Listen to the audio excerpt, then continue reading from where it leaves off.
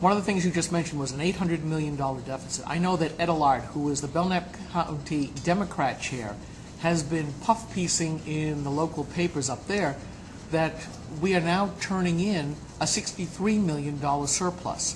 So who's telling the truth here?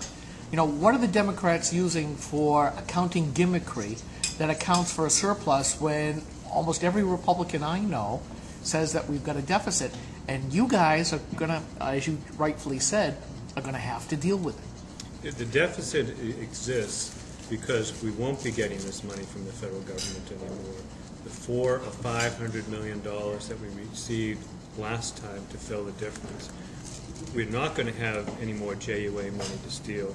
We're not going to have more highways to sell. We're not going to, in a Republican administration, we're not going to put the operating budget of the state on a state credit card. That's what they've been doing now. They've stopped funding, for example, the state's share of new schools. They're abandoning their kids because they've been so profligate in other areas. They've taken operating funds and basically borrowed money to pay off borrowed money to pay off bonds.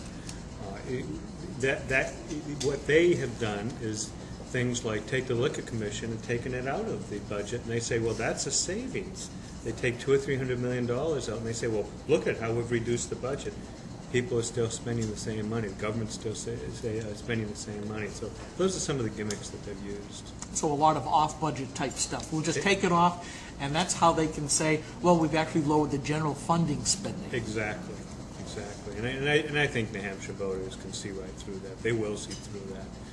And when they see through it, and when they put us into a position to run the legislature, they're going to expect a lot more from us, and we're going to deliver.